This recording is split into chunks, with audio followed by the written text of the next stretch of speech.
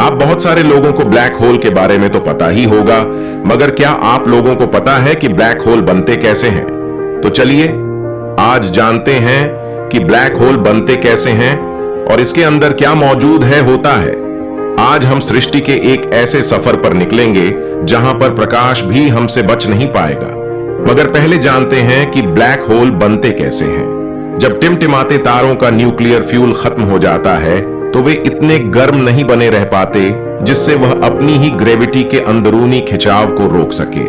इसीलिए बहुत सारे तारे अंधेरे में ही डूब जाते हैं, बस उनकी ग्रेविटी बाकी रह जाती है। जब कोई बहुत बड़ा तारा बुझ जाता है तो उस पर इस ब्लैक होल का पर्दा डल जाता है।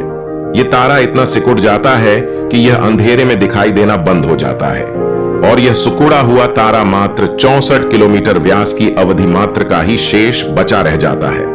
और लगभग यह मृत तारे हमारी आकाश गंगा के केंद्र के पास 4,02,000 किलोमीटर प्रति घंटा की तेज रफ्तार से सैजिटेरियस नामक ब्लैक होल के चारों ओर घूमते रहते हैं। इनकी रफ्तार इतनी तेज क्यों होती है? वह इसलिए क्योंकि इनके केंद्र का जो मास है वह 40,000 सूर्यों के बराबर है। तो फिर 40,000 का प्रकाश कहां गया? क्योंकि हम इन मृत तारों को देख नहीं सकते तो इनका प्रकाश शायद ब्लैक होल के अंदर ही फंसा रह जाता होगा। पृथ्वी इससे बहुत दूर है और उसे इससे कोई खतरा नहीं है, लेकिन इसके आसपास मौजूद दूसरी दुनिया इतनी किस्मत वाली नहीं होंगी। और सबसे बड़ी बात तो यह है कि अगर आप ब्लैक होल के सामने पहुंच गए तो आपके लिए वक्त बहुत धीमा हो जाएगा। उदाहरण के लिए मान लीजिए अगर आप ब्लैक होल के पास किसी ग्रह पर 1 साल बिताकर जब वापस पृथ्वी पर आएंगे तब तक पृथ्वी पर 80 साल बीत चुके होंगे। और शायद आप लोगों को तो पता ही होगा कि ऐसा कॉन्सेप्ट इंटरस्टेलर मूवी में भी दिखाया गया था। मगर तब क्या होगा अगर आप किसी तरह इवेंट होराइजन तक का खतरनाक सफर तय करके भी सही सलामत बचे रहें तो आप इतिहास को देख सकते हैं और आपको ब्रह्मांड का पूरा भविष्य भी साफ दिखाई देगा। लेकिन ऐसा कैसे मुमकिन है?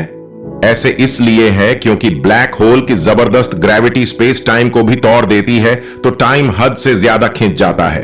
और मान लीजिए अगर आप ब्लैक होल में जाकर भी जिंदा बचे रहें तो हो सकता है कि हमारे ब्रह्मांड में आप किसी और जगह या टाइमलाइन पर फिर एक दूसरे के आमने सामने हो, लेकिन इससे रिलेटिविटी का पहला नियम गड़बड़ा जाएगा। लाइट की रफ्तार से आगे जाना लगभग नामुमकिन है। ऐसा इसलिए क्योंकि स्पेस में लाइट से ज्यादा तेजी से कोई चीज नहीं चल सकती। मगर स्पेस का मतलब सिर्फ खालीपन नहीं होता। आइंस्टीन ने हमें बताया था कि टाइम और स्पेस एक ही सिक्के के 2 पहलू होते हैं। स्पेस टाइम इतना बदल सकता है कि किसी भी रफ्तार से आपको कहीं भी ले जाए। हो सकता है आप स्पेस टाइम के सबसे दूर के छोर तक पहुंच जाइए या ऐसी जगह पहुंच सकते हैं जो और भी हैरत अंगेज हो सकता है हम ऐसे ब्रह्मांड में पहुंच जाएं जो पूरी तरह अलग हो। मगर पूरा का पूरा ब्रह्मांड एक ब्लैक होल के अंदर कैसे समा सकता है जो खुद हमारे ब्रह्मांड का एक छोटा सा हिस्सा है? यह भी स्पेस टाइम के एक हैरत अंगेज कला है। ब्लैक होल की ग्रेविटी जब अपने अंदर एक पूरे ब्रह्मांड के स्पेस को समेट कर रख सकती है।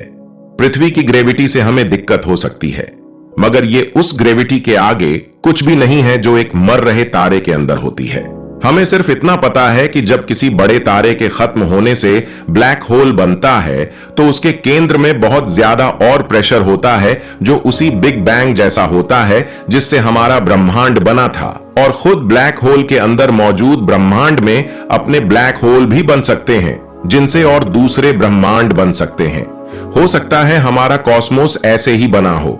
खैर, फिलहाल के लिए इसके ऊपर कोई पुख्ता सबूत नहीं है,